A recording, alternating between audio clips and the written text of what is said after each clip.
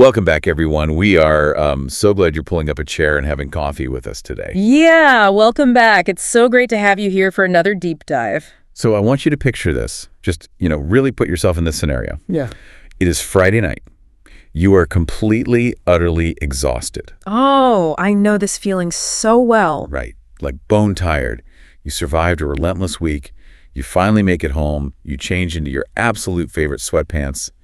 And you literally just collapse onto the couch. The best moment of the week. Honestly, you're just ready to do absolutely nothing. Exactly.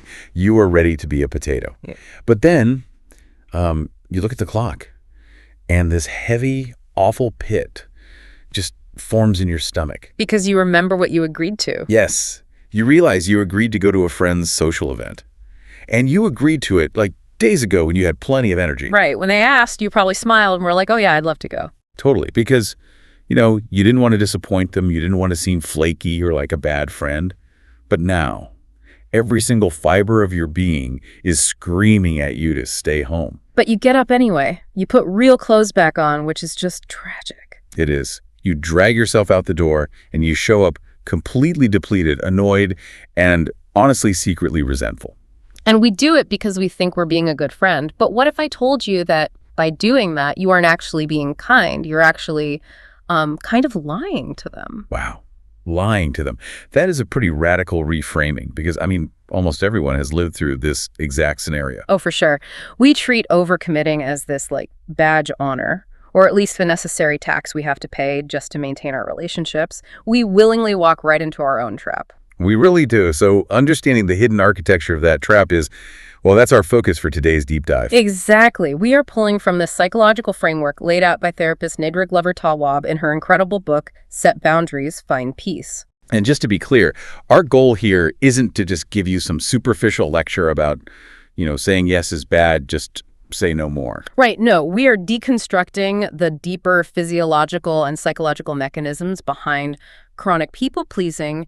We want to look at the silent, often devastating toll it really takes on our mental health. So we have to start with the why.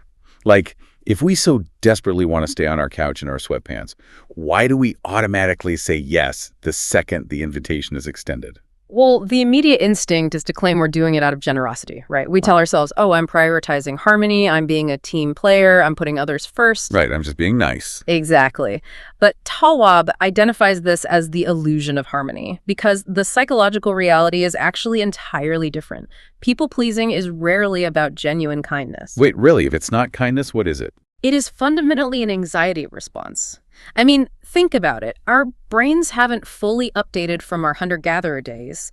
So to our primitive nervous system, disappointing the tribe by saying no feels like a literal threat to our survival. Oh, like we might get exiled from the village or something. Exactly. It feels like social death.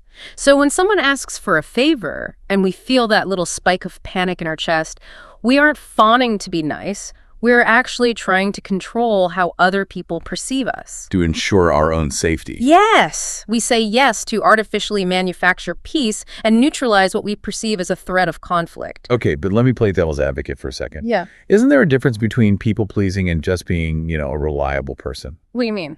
Well, if a friend really needs me to help them move this weekend and I say no just because I want to binge watch TV, that doesn't feel like an anxiety response. That just feels kind of selfish. Right. So where's the line between showing up for people we care about and toxic people-pleasing? That is such a good question. The line is really drawn by your internal capacity and the presence of resentment. Generosity requires a surplus. A surplus of energy. Right. If you help a friend move and you have the physical energy and you genuinely feel good about doing it, that is genuine kindness. Okay, so that makes sense. But if you help them move while you are internally seething, completely exhausted, and you're mentally tallying up a scorecard of how much they owe you now, that is people-pleasing. Oh, wow. The scorecard. I think we all have a scorecard somewhere in our heads. We do, because the intention shifts from, I want to support you, to, I am terrified of you thinking I am a bad person. There's actually a great example from the source material about a client named Kim. Oh, yeah, the newlywed. Right. She came into therapy just weeks after her honeymoon. Now, she should have been in the absolute peak of the newlywed phase, but instead she was dreading getting out of bed in the morning. She was suffering from severe burnout. And that was because she was basically determined to be the ultimate flawless version of every single role she played, right? Exactly. She wanted to be the absolute best friend, the best daughter, the best coworker, and the best wife, all simultaneously. Which is impossible. Right. But in her framework, maintaining that best status meant she had to say yes to everything. No exceptions. Yeah, she operated under this core belief that saying no was inherently mean, like it was a deep character flaw. So she took on a coworker's complex project while planning her own wedding. Right, and she was constantly helping friends run errands. She never pushed back on family demands. Her desperate need to maintain this illusion that she could do it all to keep everyone happy, that was the exact root of her crippling anxiety. Because the nervous system simply cannot sustain that level of hypervigilance. Can't be on red alert all the time. No, you can't. And the real problem with lying to protect the peace, with faking that unlimited capacity, is that eventually you hit a wall. Yeah, and when you hit that wall, you expect the people around you to notice that you're exhausted. You start thinking, can't my coworker see I'm drowning here? Can't my partner see I desperately need a break? But they can't. Because you have been faking a smile and saying, I've got it all week. They have absolutely no idea. Which leads us right into what Tawwab calls the mind-reading trap. Because we refuse to vocalize our limits out of fear, we start demanding that other people magically deduce what we need. It is so unfair. We place these wildly unfair, invisible expectations on our social circles. We expect our partners and our colleagues to act as, emotional detectives. And when they inevitably fail to read our minds, we feel deeply victimized. Exactly. We think they are being inconsiderate or taking advantage of us, but in reality, they are just operating off the flawed data we gave them. I was reading about that guy, Carlos, in the source material, and I feel like his story captures this cognitive dissonance perfectly. Oh, the roommate with the car. Yes. Right. So Carlos prided himself on being the ultimate easygoing roommate. No drama, totally chill guy. And one weekend, his roommate asked to borrow his car. And Carlos feels a little hesitant. Yeah, he does. But then that illusion of harmony kicks in. He wants to maintain his chill roommate persona, so he just immediately says yes. He just hands over the keys. No ground rules, no parameters at all. None. Fast forward a few hours, the roommate returns the car. Carlos gets in to go to the store. And the interior absolutely reeks of cigarette smoke. Oh, that's the worst. And it gets better. He looks at the dashboard, and the gas tank is completely empty.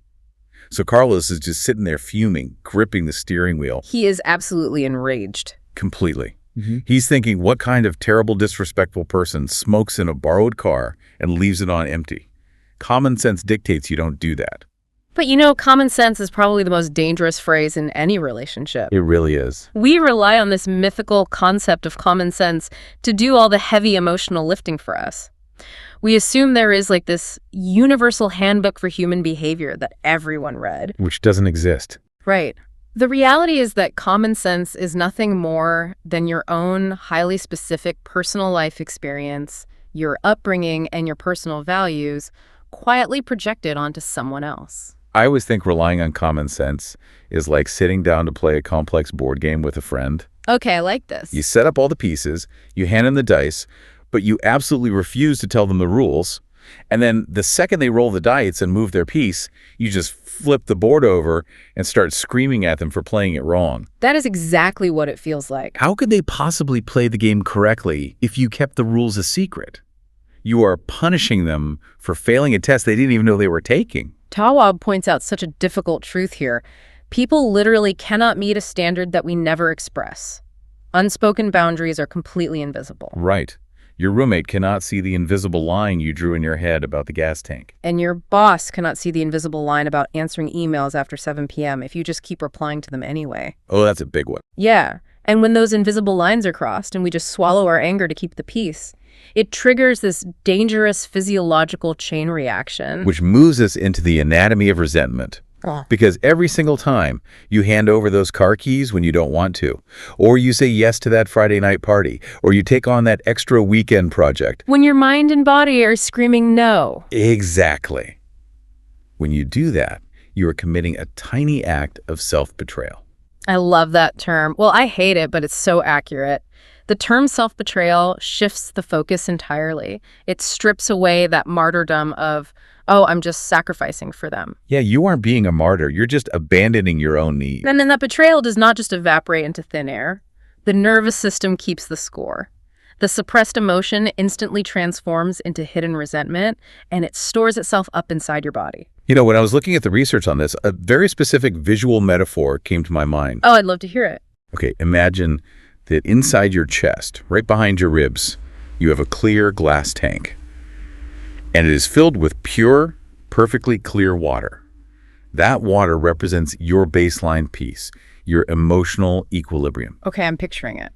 Now, every single time you swallow a no, every time you fake a smile and say, sure, no problem, when you actually want to scream, a single drop of thick, dark, pitch black ink drips into that clear glass tank.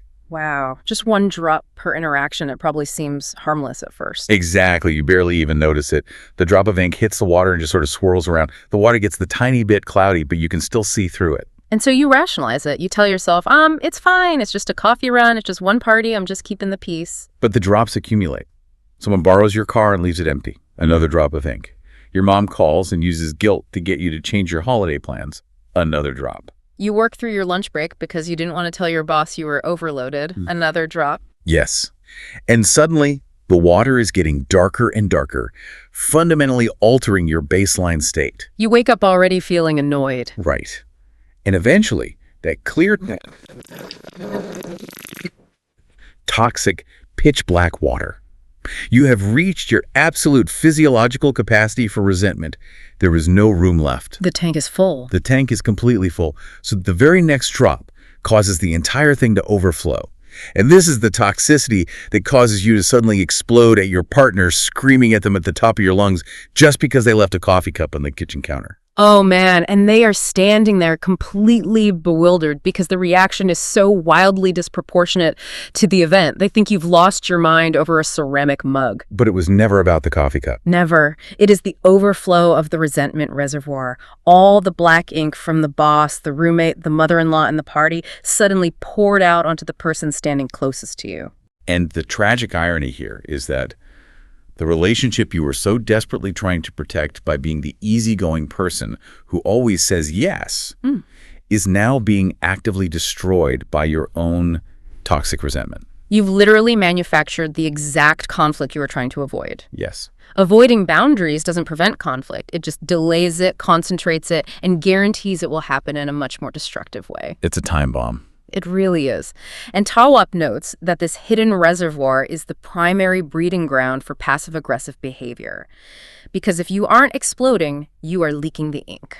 Oh, the leaking. What does that look like? You start ghosting friends. You give your partner the silent treatment. You weaponize your incompetence at work so people stop asking you to do things. Or you complain bitterly about your roommate to everyone in your life, except your roommate. Ugh, we've all done that. So we have to figure out how to fix the structure here.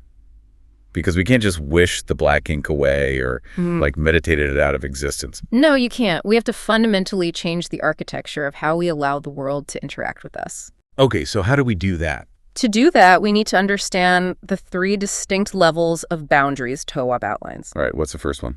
The first is what we've been discussing, porous boundaries. They are weak, poorly expressed, or entirely non-existent. You are deeply enmeshed with other people's emotions, you chronically overshare, and you accept mistreatment because you literally lack the vocabulary or the courage to halt it. So porous boundaries are essentially leaving the floodgates open for the black ink. You have zero filtration system. Exactly. But when people finally recognize the damage of their porous boundaries, they often panic, and they swing wildly to the opposite extreme. They adopt the second level. Rigid boundaries. Rigid boundaries. That sounds intense. It is. This is where you construct massive, impenetrable walls to keep absolutely everyone out. It is basically a trauma response born out of a profound fear of vulnerability. Like, I get hurt when I let people in, so I'm just not letting anyone in ever again. Precisely. You say no to everything, often harshly. You refuse to ever ask for help.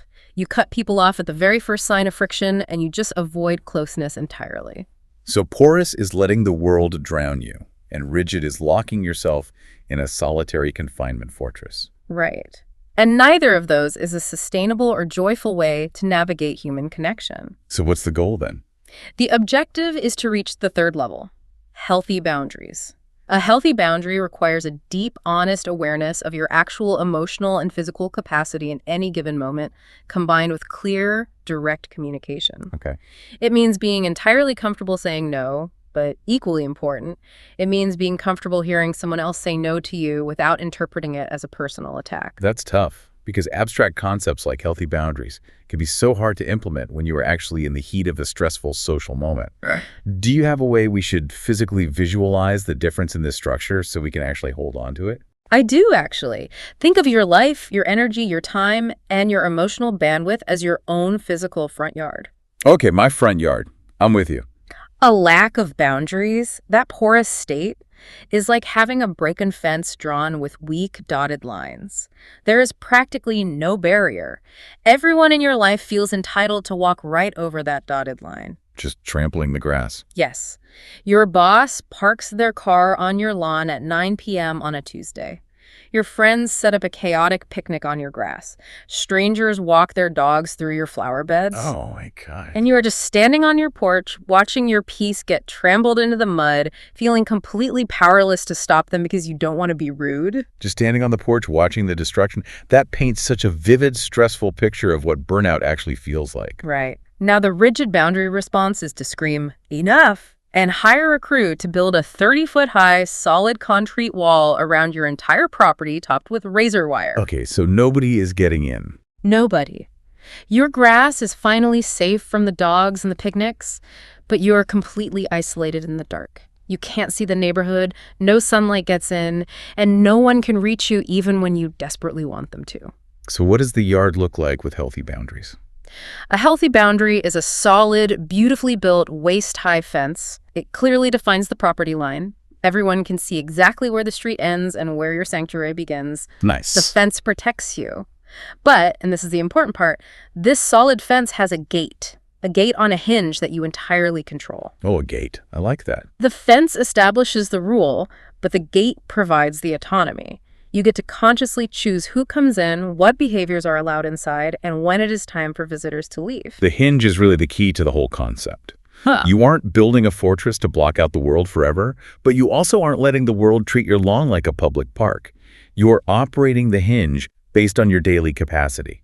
Exactly. If a friend wants to come over and you have the energy and the surplus to host them, you unlatch the gate and welcome them in. But if it's a Friday night and you are utterly depleted from a brutal work week, You close the gate, you lock the latch, and you rest.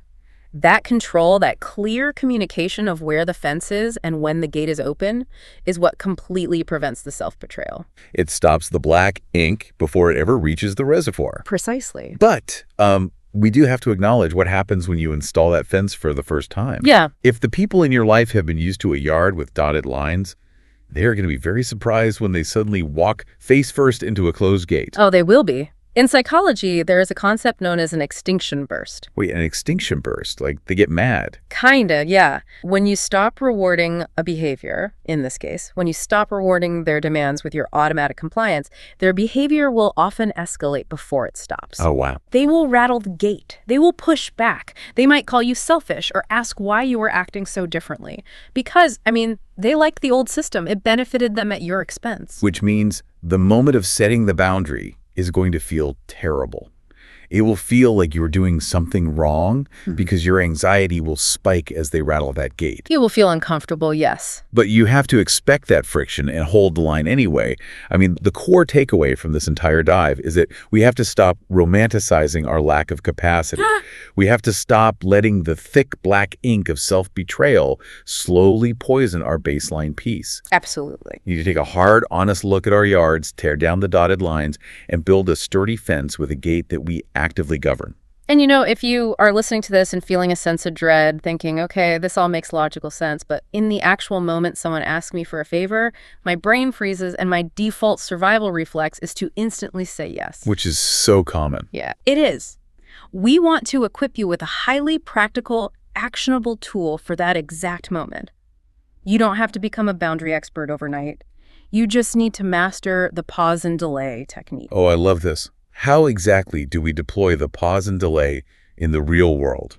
It is brilliantly simple, and it bypasses the nervous system's panic response entirely. You do not have to say no right away. You don't. No. When someone makes a request and you feel that familiar rush of anxiety, that intense pressure to instantly please the person standing in front of you, you simply look at them and say, "Let me check my calendar and get back to you." I'm going to check my calendar and get back to you. Or, "Let me think about my workload this week and I'll let you know tomorrow." Wow. You are literally just buying time. You aren't committing to a yes, but you also aren't risking the immediate confrontation of a hard no. Exactly. You are breaking the automatic reflex of fawning. You are giving yourself the physical and emotional distance away from their expectant gaze to actually look at your resentment reservoir. Just look at your yard. Yes, and to honestly ask yourself, do I actually have the capacity to open my date for this right now, or am I just terrified of them being upset with me? That phrase is basically a pressure release valve. Let me get back to you. It gives you the necessary permission to breathe and consult your own reality before you hand over your energy. It really does. And look, unlearning decades of conditioning takes time. It is going to feel clunky at first, and you will probably still say yes when you mean no a few more times. Be profoundly kind to yourself as you practice operating the hinge on your new gate. Thank you all so much for pulling up a chair, having coffee with us, and tuning in for this deep dive. It has been an absolute privilege to unpack these mechanics with you all. Take care of yourselves. As you move through your week and start practicing this, I want to leave you with one final thought. Think about the people in your life who have never once heard you say the word no. When you finally close that gate for the very first time, they are going to be disappointed. The question is, are you finally prepared to let them be temporarily upset so that you can permanently be at peace?